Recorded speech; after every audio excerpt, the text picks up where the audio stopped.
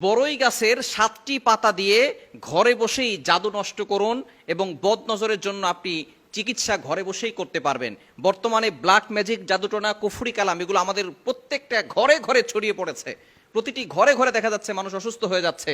এই বদনজর, তারপরে জাদুটোনা, এগুলোর লক্ষণ হচ্ছে ঘরের ভিতরে শুধু অশান্তি হওয়া, একের পর এক অসুস্থ হয়ে যাওয়া। একবার মা অসুস্থ হয়, একবার বাবা অসুস্থ হয়, একবার ছেলে অসুস্থ হয়, একবার মেয়ে অসুস্থ হয়। এগুলো হচ্ছে জাদুটোনার লক্ষণ।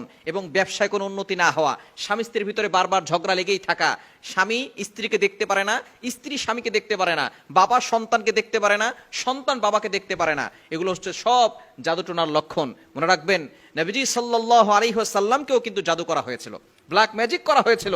নবীজি সাল্লাল্লাহু আলাইহি ওয়াসাল্লাম তিনি নিজেও বুঝতে পারেন না যে তাকে জাদু করা হয়েছিল। আল্লাহ পাক রব্বুল আলামিন ফেরেশতাদের মাধ্যমে জানিয়ে দিয়েছিলেন এবং 2টা সূরা নাজিল করেছেন।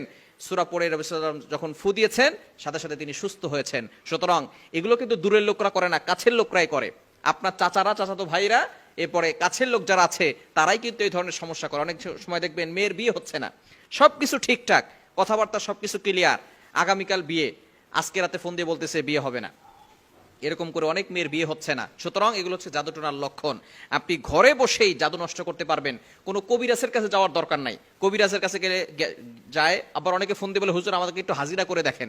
এগুলো কিচ্ছু করার দরকার নাই। যদি আপনি এই লক্ষণগুলো দেখেন, তাহলে আপনি ঘরে বসেই জাদু নষ্ট করতে পারবেন। কিভাবে করবেন আমি ভালো করে বলে দিচ্ছি। অজু করবেন, পবিত্র অবস্থায় আমলটি করতে হবে। অজু করে আমলটি করার চেষ্টা করবেন, ইয়াকিনের সাথে আমল করবেন, আল্লাহর প্রতি বিশ্বাস রেখে আমল করবেন।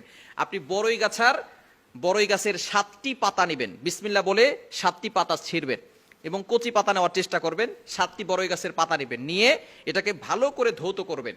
ধৌত করে এরপরে এই পাতাটাকে ভালো করে আপনি পেস্ট বানাতে পারেন, অথবা এটাকে আপনি ব্লেন্ডার করতে পারেন। করে তারপরে আপনি সেটাকে ভালো করে ছেঁকে ওইখান থেকে যে পানিটা বের হবে, সেই পানিটা আপনি বড় একটা বালতির ভিতরে কিছু পানি নিয়ে পানিটা ঢালবেন। এরপরে সূরা ফাতিহা 7 বার পড়বেন, বিসমিল্লাহ সহকারে সূরা ফাতিহা 7 বার।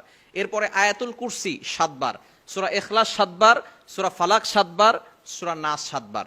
এটা পড়ে পানিতে ফু দিবেন। পানিতে ফু দিয়ে এরপর আপনি বিসমিল্লাহ বলে ওই পানিটা আপনার গায়ে, শরীরে সব জায়গায় ঢালবেন, অর্থাৎ আপনি গোসল করবেন। ইনশাআল্লাহ আপনার বদনজর দূর হবে।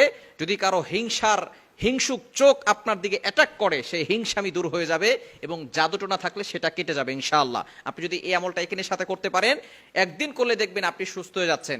এভাবে টানা আপনি একদিন পর পর করতে পারেন। 3 বার আমল করলে ইনশাআল্লাহ আপনি সুস্থ হয়ে যাবেন। একবার করলেই, গোসল করলে আপনার বদনজর কেটে যাবে ইনশাআল্লাহ, এবং আপনার জাদুটোনা থাকলে সেটা কেটে যাবে। এরপরে নিয়মিত আপনি আমল করবেন, 5 ওয়াক্ত নামাজ পড়বেন, নামাজ মিস করা যাবে না। জাদু যদি কারো হয়ে থাকে, মনে রাখবেন নামাজ ছাড়া কোনো তাবিজে কাজ হবে না, কোনো তদবিরে কাজ হবে না। যদি আপনি নামাজ না পড়েন, কোনো কিছুতে কাজ হবে না, নামাজ পড়তে হবে। নবীজি সাল্লাল্লাহু আলাইহি ওয়াসাল্লাম বলেছেন, যদি আমলে কাজ করাতে চাও, দোয়া কবুল করাতে চাও, তাহলে অবশ্যই আল্লাহর ইবাদত করতে হবে। আপনি নামাজ না পড়ে কোনো আমলে কাজ হবে না। 1 নাম্বার হচ্ছে নামাজ পড়তে হবে, মাস্ট বি নামাজ পড়তে হবে। যদি অসুস্থ থাকেন, দাঁড়িয়ে পড়তে পারছেন না, বসে পড়েন, বসে পড়তে পারছেন না, শুয়ে নামাজ পড়েন, 5 ওয়াক্ত নামাজ পড়বেন। এরপরে আপনি শরীর বন্ধ করে রাখবেন, আয়াতুল কুরসি আর 4 কুল, সূরা ইখলাস, সূরা ফালাক, সূরা নাস, শুরুতে কাফিরুন, এটা পড়ে শরীর বন্ধ করে রাখবেন। ইনশাআল্লাহ দুনিয়ার কেউ আপনাকে ক্ষতি করতে পারবে না।